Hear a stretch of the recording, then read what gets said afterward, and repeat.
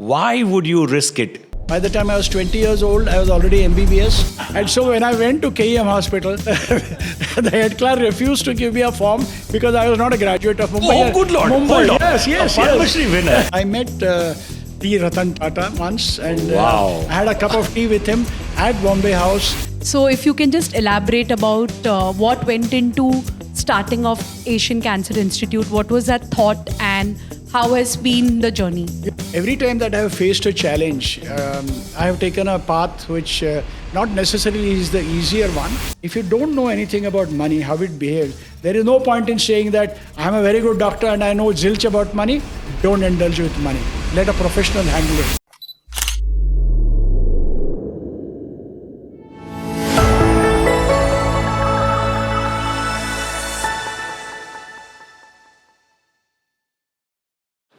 Our medical monarch today, a Padma Shri winner. He started his journey from a small town of Dharwad, completing his medical graduation from Karnataka, Hubli, and then coming to Mumbai and owning it as he does. He became one of the topmost surgical oncologists, absolute astute investor, come entrepreneur.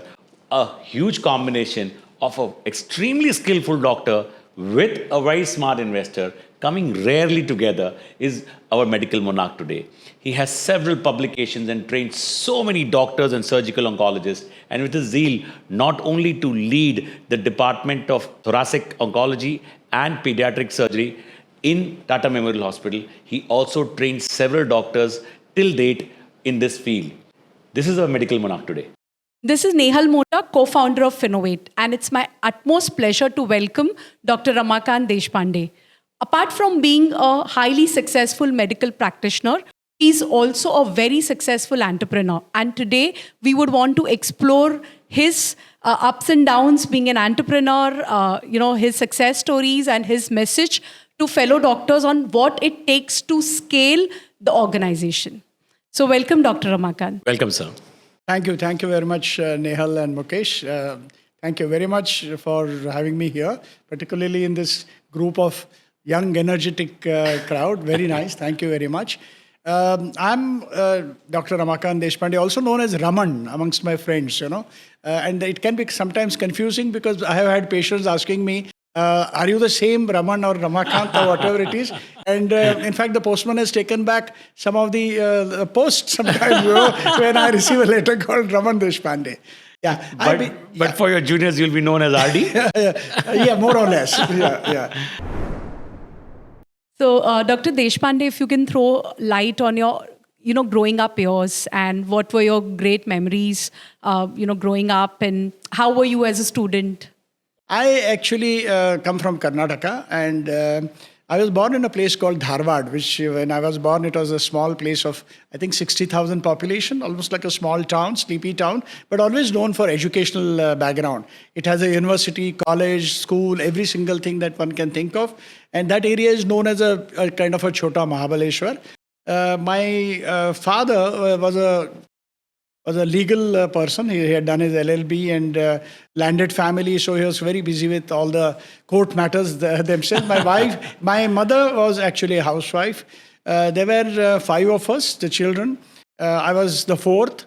And being a landed person, we used to have a teacher at home also, apart from the school, this thing. So, nowadays, if you really understand, the children are shown those flashcards for learning at an early age. And I was actually put into education, something like that. My the elder sister was 6 years older. Next one was 5. Elder brother was 3 years older. And they used to be sitting for education and various this thing. And I, as a kid, was 2 years old behind them. So, by the time I was 5 years old, and by that time I had already finished the first and second standard. Oh, that's the brilliant. Excellence starts very early. So I got 2 jump promotions during my early career, early education. And so by the time I was 15 years and 11 months, I was already in medicine. It was possible those days. By the time I was 20 years old, I was already MBBS. So while growing up, did you always wanted to be a doctor, or was there some factor which made you decide to get into medicine? Remember, I grew up actually in the 1970s. It was a full house with so many children. So it was a very happy house that way. And then I got, those days it was much easier to get admission in medicine or Don't tell that to people now who are paying for NEET PG or NEET UG. But I got on my own merit, and fortunately, in a medical college, government medical college in Hubli, which was just about 18 kilometers away. So that was a good thing for me. And then next 4.5 years, they went very well. I had excellent classmates, very friendly people, excellent teachers. Those teachers who would actually take personal interest. Though we had a very large class, we were 180 of us in one class those days. But the anatomy professor, physiology professor would know each one of us by name, so we could neither sleep in the class nor absent ourselves from the class. So it was a very good learning, a very concrete kind of a background of education, which I realized that was very, very important much later in life. People don't realize that, your foundation fundamentals have to be really very strong. No matter what you do, there are certain things which are absolutely essential that one must know if you want to really become a good professional. I think that's an interesting learning for all the doctors who are watching here, that we need to have our basics great. Even the greatest of the oncosurgeon, who is known for his surgical skills, says this, that know your stuff better right at the beginning so that it is perpetually carried forward all through your life. But sir, did you face any challenges when you entered into the medical college, or while entering into medical college, or studying in the medical college? Yes, during look, I did fairly well in my final year, so I got a first class, one of the highest levels of marks. But, unfortunately, due to some changed circumstances of admission, though I stood very high, I could not get a postgraduate seat in the Karnataka state. So, well, all of us used to go, ultimately, everybody, all refugees actually point towards Mumbai. So I came as almost Don't as a say refugee. that. We have had a lot of history, sir.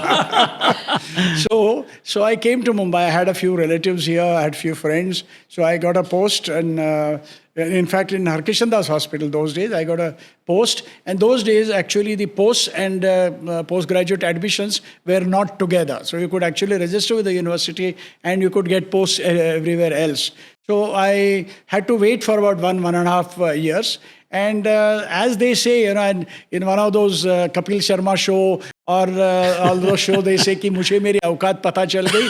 And so when I went to KEM hospital, the head clerk refused to give me a form because I was not a graduate of Mumbai. Oh, good Lord. Mumbai. Hold on. Yes. A Padma Shri winner, a teacher of teachers. That all came much later. And he started his journey where the head clerk was almost writing him off. Oh my good Lord. That's interesting. No, but I mean, you can imagine, you are a very young guy who's just about 20, 21, and then people refuse you. And in a small place, coming from Dharwad, where even the smallest shop owner also will know your father.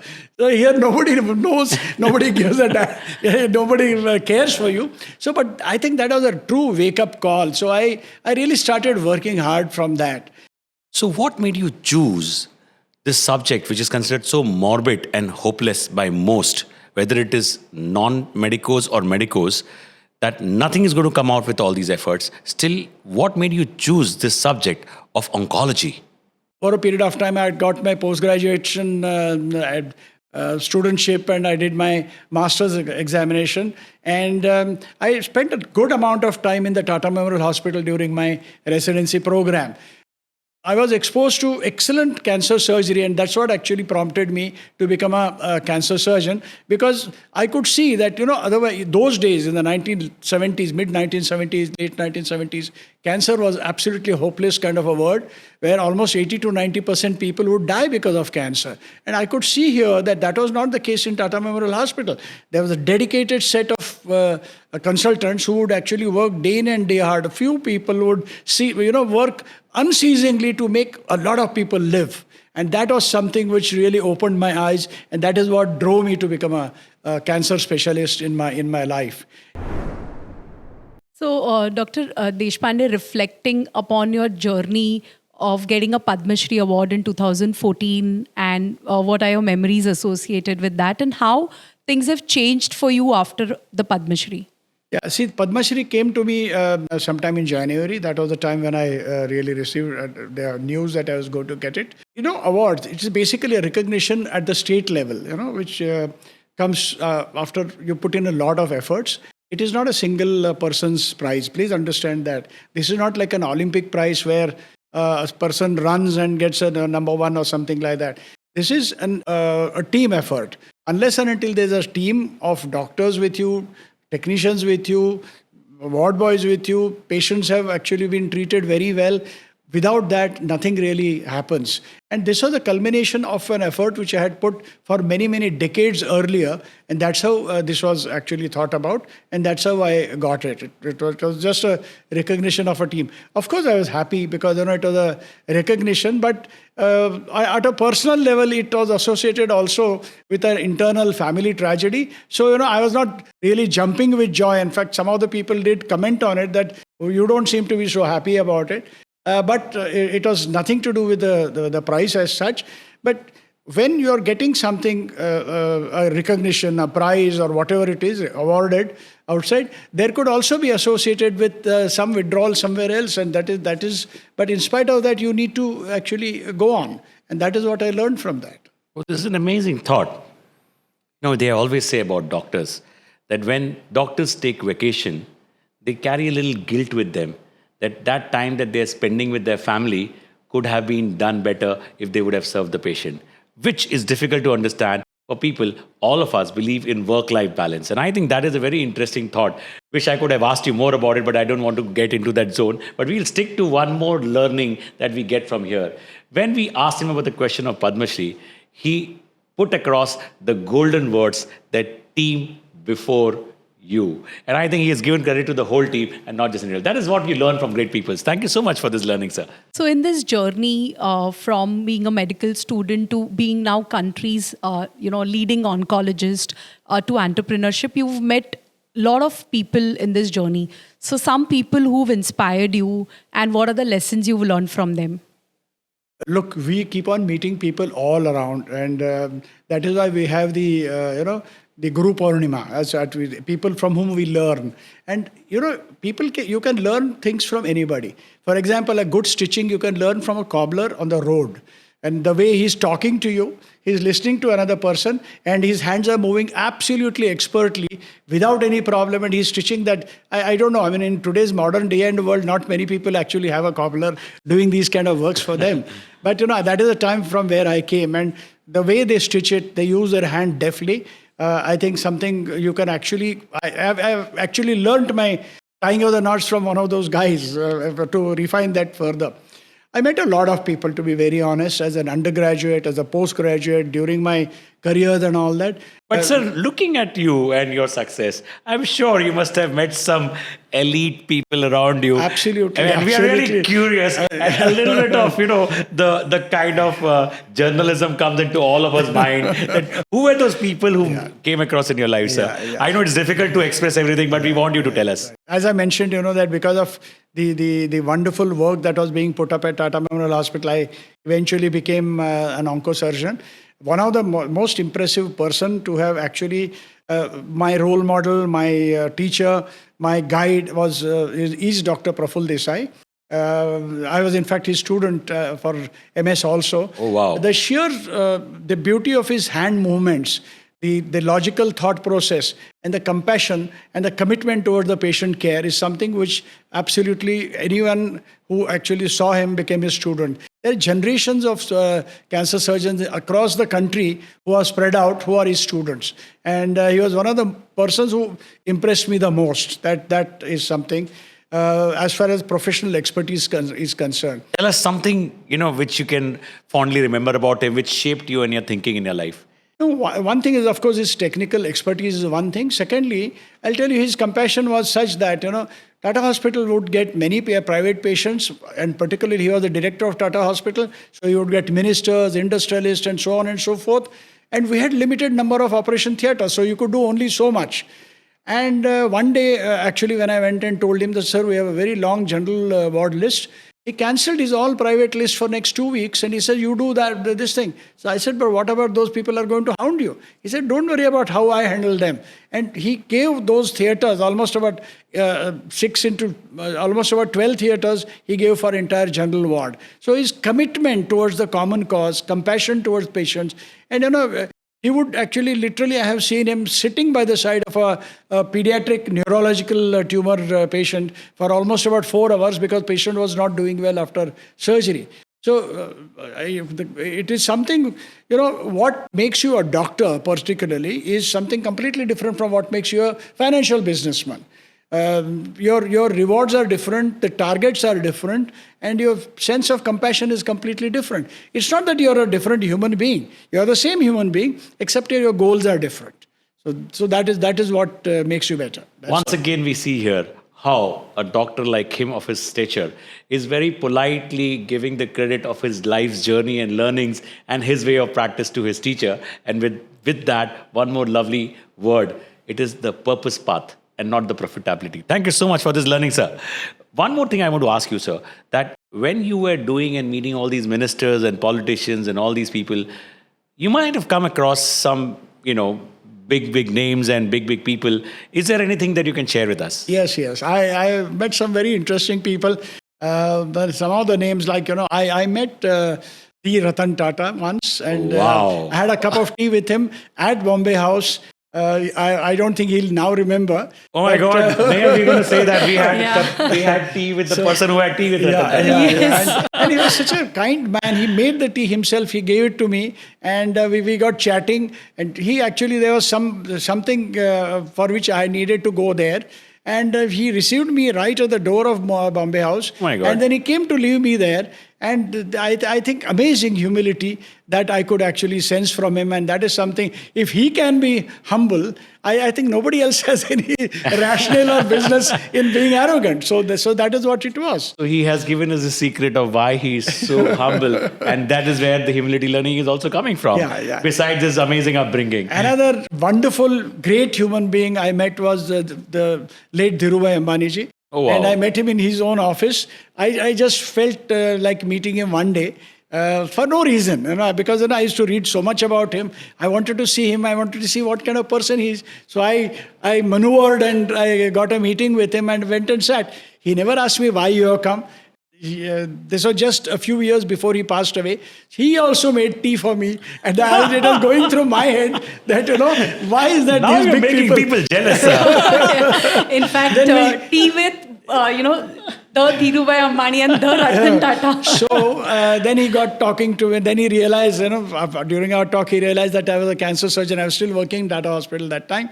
Then he said, what do you want to do? Don't you want to start something on your own? I said, sir, someday with your blessings, and I will love to start something. He said, Yaad rakjo, number one thou joich. This is, so see, the spirit for excellence is something which I learned from him. So this is something wonderful. So, Dr. Deshpande, like you rightly said, that one meeting with the late Dhirubhai Ambani got you thinking about your own venture.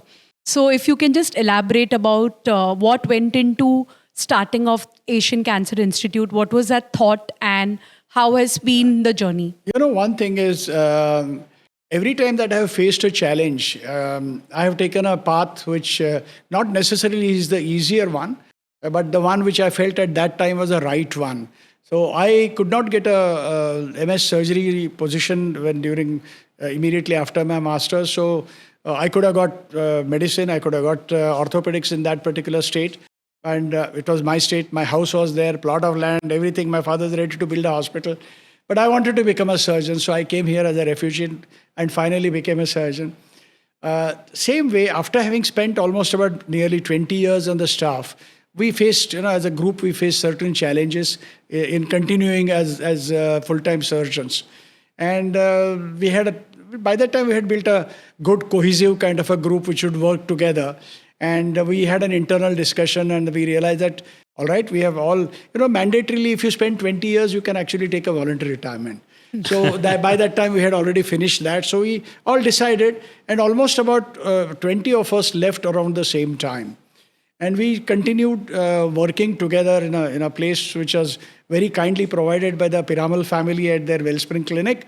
But we realized that was only a daycare kind of a clinic. We could not really admit any patients, so we moved into the Raheja Hospital. over a period of time, we realized actually, we used to have our internal thought-provoking kind of mind storming meetings every week as to what exactly we should be doing and so on and so forth. One good thing was there is we could actually practice as a group practice. So, it was maintaining the professional standards was very, very straightforward and very easy. We were all senior that time. We had set up the standards at Tata Memorial Hospital. So we brought all that expertise here. But we realized that we can actually treat only the top 20% of the society pyramid. What happens? I can treat your relative, but I can't really treat his maid or this thing in a private memorial hospital.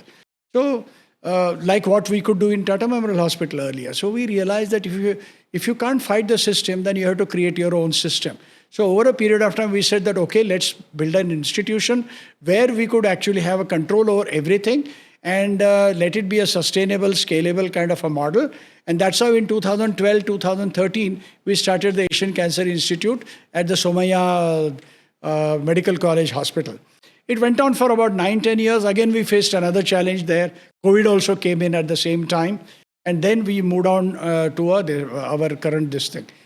When you are in a field for a long enough period, you start realizing that whatever care you're offering at a place where you're offering it is not necessarily available everywhere. The sheer numbers of cancer patients is rising. Government is definitely trying its best, but government cannot really do anything. There are so many locations, so many large cities which go without having a good center, without a good kind of a care. So we started identifying locations with unmet need, and we decided that we'll take the excellence at affordable cost to those kind of places. And this started in 2016 with our offering this cancer care at Bhubaneswar. And over a period of time, we also started doing this in Navi Mumbai, and other places. So today, that's how the genesis of Asian Cancer Institute started, and that's how the multi-locational this thing started. And our whole format was, try to offer everything under one roof, which means that these all will be full comprehensive cancer centers. So we have today almost about 7-8 centers. By the end of another 1.5-2 years, we'll have 9 centers amounting to almost about 1,000 beds. And what happens is when you are running so fast, your next thing comes is, most important is money, which means that you start needing capital. You also need the human resources. You need doctors, you need nurses who have been trained. So if you take care of the finances, which is not such an easy thing, because I'm not a trained financial person. But the HR, this thing, and all the other organizational methodology. So right from beginning, we decided one thing, is administration is not our forte. And if I am going to be a number one man in my own field in surgery, there is no need for me to become a number 100 in administration. So we collaborated with good administrative people who are experienced, and this happy marriage between good administration, good finance professionals, and good doctors is what creates excellent institutions. So, Dr. Deshpande, while you were scaling up, and I've been working with many nursing homes and many doctors since over a decade, everyone has this challenge of scaling up from one hospital to multiple hospitals. And at times, because they are so expertised in what they do, which is healthcare, there are many aspects to scaling up, not just being a doctor, but also finance or operations, marketing and other things. So how did you look at it and how did you address these challenges? See, you must understand one basic difference. When you're treating a patient individually and responsible for the management of that patient, I take care of the patient in the ICU, in the ward, ensure that the patient goes home well, is followed up well, etc. That is called profession. I run a profession at that time. But the moment I start converting that whole thing into a hospital with many doctors coming in, money being required for vendors' payments, doctors' payment, etc., I'm running a business. So that needs to have very, very sound processes and follow-ups. This is very, very important. And that's the administrative process which is there.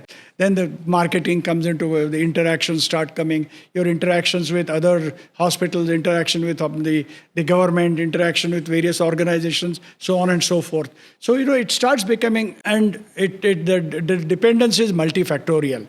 So, merely because you are an excellent doctor doesn't make you a great kind of an entrepreneur.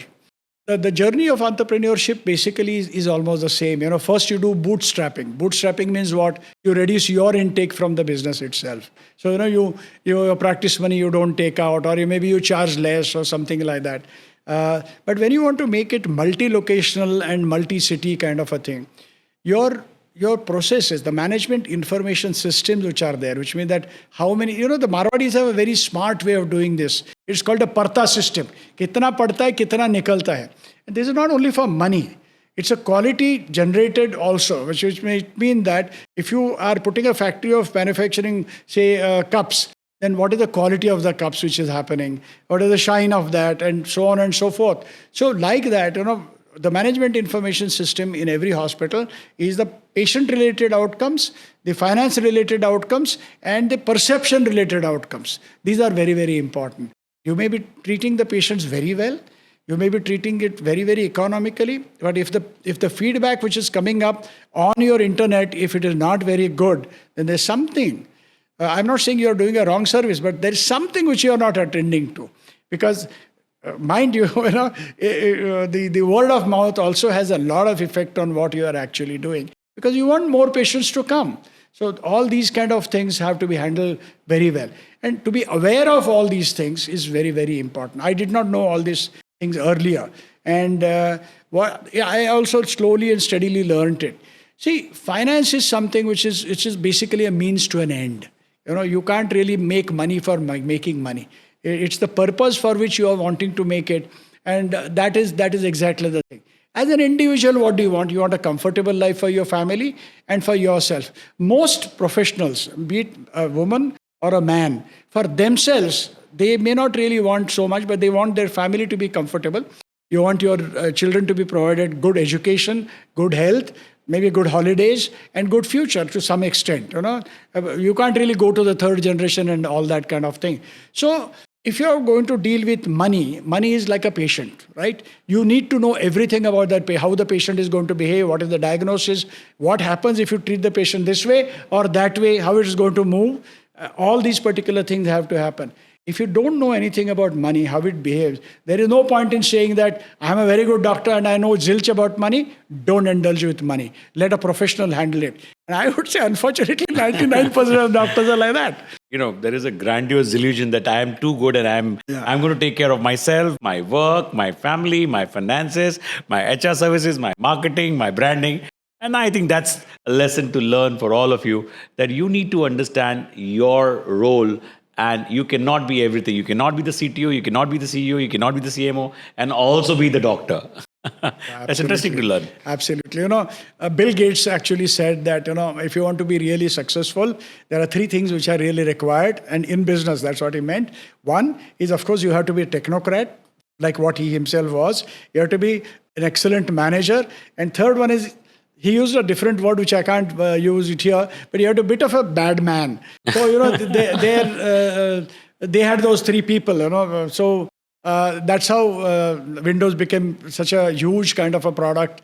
And if you want to make your organization really successful, this is what you need to actually understand. I think the interesting learning from here is that we have to understand the importance of how to have a feedback mechanism also. We have to understand that if we want to scale up, we need to have a system with processes in place, because otherwise it will become a key man organization which can never scale up. And the amount of time only that you can have is 24 hours in a day. And how will you take care of the rest? Last but not the least is listen to the people around you. Listen to the patient as everybody expects them, because they feel that they are a customer.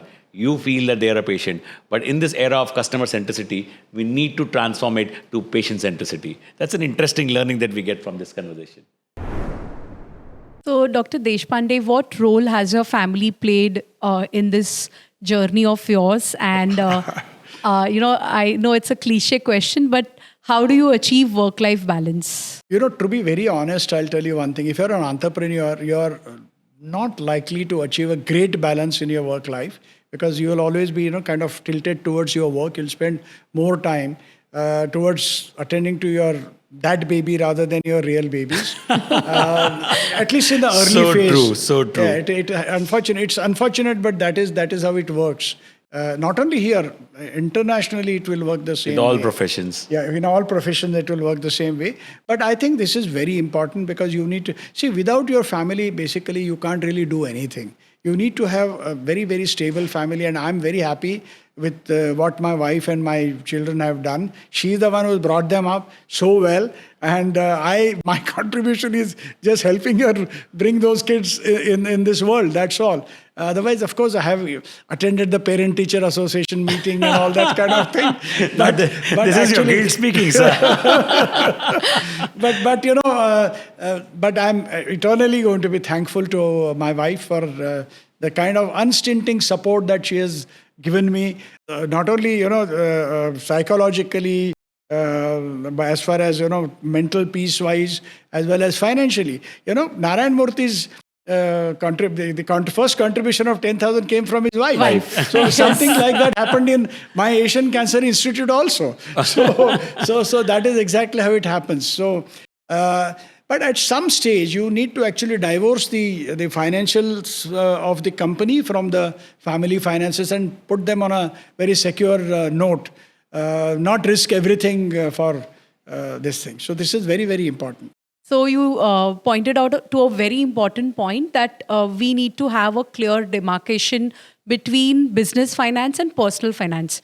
Because a lot of time I've seen doctors really mixing up their personal and their business finance. And when something goes wrong, everything goes wrong. Yeah. I'll tell you one example. This is a very old example. There was a time when I was doing my MBBS. This was in the late 70s or whatever. Those were the days of sterilization. And there was a government incentive which was being given for sterilization. There was a senior person, a 2-year senior person who was already an intern, and he used to go and take part in sterilization, this thing. And it was rumored that he had made 10 lakhs rupees those days, which was a kind of a huge fortune. And he used to keep it, I don't know where he used to keep it, but he said that, no, I have kept it very securely. It was not in his bank, which we realized later on because of something that happened later. And this man suddenly, at a very, very young age, he was in his early 30s when he passed away. He passed away because of a myocardial infarction. And mind you, they had not yet bought their house. Wife was there, small children were there, and nobody knew where that so-called 10 lakhs was. He had not left any address. He had not told his wife, no, nothing. So, financial security is something very, very important. That's why, if you have significant amount of finance, one is involve your family. Your family must know. You must have, nowadays they call it as a family office, and your people know. Because see, there was a time during my early days where the money was, in the source used to be one. The application used to be done. There was no there was no insurance availability. There was no mediclaim. The investment used to be only in the real estate or gold or something like that. Shares were just coming in at that time in the 1980s. The study was not really that much. People used to study all those printed balance sheet. There was no comparative study, and so on and so forth. Things have undergone humongous change today, and such beautiful apparatus is available for managing money, for multiplying it. You can actually set up a target and you can do that. And there are professionals available today which there were none earlier. I mean, I really feel that I was born in the wrong time. Well, the interesting part here is that what we learn here is he beautifully pointed out that we cannot put all the eggs in the same basket. Harry Markowitz, I think, he got a Nobel Prize for the portfolio management theory, that we need to have multiple tools and we need to have the risk assessment of all those tools as a collective and use that for the financial goals. And I think who better than Nehal, who has helped thousands of doctors and their families to achieve this. I think something should come from you, Nehal, here. Very rightly put that we should not be putting all our fruits in one basket, and diversification is very important. There are two ways in which we can create wealth. One is that we save more, and second is that we consistently earn a good return on this savings. So these are the only two ways where you can create wealth. Most people believe that picking up that best mutual fund or the best stock will lead to wealth creation. But that's a myth. More than 90% of investing success is because of asset allocation and not because of the right security selection. And so diversification or that asset mix, the correct asset mix is extremely important. So, how did you manage in your journey? Because you were at a comfortable position, you were doing well as a personal, individual doctor, and you were scaled up and you were at the top level of practice with enough financial security. Why would you risk it and use another major step in the life where you are actually putting a lot of your hard-earned money, yourself, and also your families to start up a venture like Asian Cancer Institute? That's a very good question, and many people have asked me this particular. Yeah, thing. because most of us will feel that okay, I've done enough. Let's sit back. Let's not take any risk in life. Quite right. But then it all depends upon what you're looking at your personal life. As I mentioned, that we have a very good cohesive kind of a group where we have a lot of brainstorming, and we actually realized that we wanted to kind of create an apparatus which actually continues giving service to people, and we are at an excellent spot as far as giving out professional services is concerned. We wanted that to happen in a continuous kind of a basis. So we wanted to create institution which will have service, research, and education as three arms of that particular ability. Brilliant. When you're practicing, you're doing your service, but you can't do really teaching on a very large organized way. You can't really be teachers of DNB, MCH and all that. You can't really perpetuate your education. You can't do clinical research, so on and so forth. So we wanted to create institutions for that. And when you create one institution, you realize that there's an unmet need at many locations. And that is how exactly this concept of multi-level Asian Cancer Institute came up. So today we have things coming up in Srinagar and down to Mumbai. So multi-locational things we have now, and that's why we did this. As far as personal finance is concerned, that thing becomes stable. By the time as a doctor, by the time you are 40 years of age, you realize in your subconscious that you have adequate money. But I can give it in writing that most people don't know how much they have. Is it really? I'm telling you. They don't know whether it is actually... They don't know what is there enough. They don't know is it deployed profitably and whether it is deployed in a proper multiplication way or not. They have not taken care of their basic, to be very honest, basic requirements. I have come across doctors who have unfortunately passed away, leaving their family without a term insurance. Excellent people, in whose clinical ability I trusted, know this thing and no mediclaim. So it is like that. So all these things they come into focus if you are actually dealing with an expert in that particular field, because these are the first things which the expert is going to din into your head. He's going to put a hammer and put it on your head that you're not done this. Please do this first. And then go on a very, very... See, we have the intelligence to treat a patient. We have a patient, we have a diagnosis, we have an aim, and we try to go toward that aim by logical kind of progression of steps. We don't do this as far as our finance is concerned. So this is something which we must realize as doctors. And I'm very happy, that she has actually taken up training doctors as one of the main aims of her entire organization. And I think we have to thank you for that. So I really appreciate that. You've mentioned our effort over the last decade to train medical practitioners in handling their finances better. And like you rightly said, it's not just about money multiplication, but also being cognizant of the fact that there is risk and you need to focus on risk mitigation, insurance, term insurance, mediclaim, other aspects of money, not just investing. So Dr. Deshpande, you've highlighted some very key points of having that differentiation between business finance and personal finance. So in your journey, there are certain mistakes which you feel could have been avoided. And your message to all the doctors listening that, certain things which are a must do and certain things which they need to avoid. See, what happens is, let's divide it in personal finance and in corporate this thing. Personal finance, I'll tell you one thing. See, when you start handling money, when you're a young person, when you're in 30s, you start your practice, suddenly you start getting money, thousands, then lakhs. It's a euphoria, to be very honest. And then, you go in a conventional wisdom. Ki, aap jameen le lo, gold le lo, that kind of a thing that happens. And if you are going to buy shares, then I will buy as many shares as possible, because concept is, like if you have 5 shares, I will have 50 shares. So people think that, sometimes, of course, such wisdom is not there anymore because people have become smarter. But, most important is you must read. You must read quite a lot, and you must discuss. There have been people who have been along this way, and they will actually give you a lot of wisdom. Never feel ashamed of taking knowledge from everybody. In fact, we pray to Devi Saraswati that let knowledge flow towards me from all directions. So, before you take any meaningful kind of a step, do that. Use the experts in that particular field about money management. I'm not trying to tout anybody's this thing, but this is very, very important.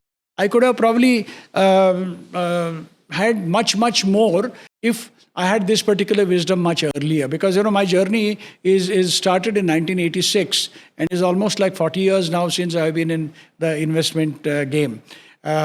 Secondly, doing changes again and again in a portfolio is not something which is very wise. If you really analyze somebody like Jhunjhunwala, he was said to be worth 43,000 crores.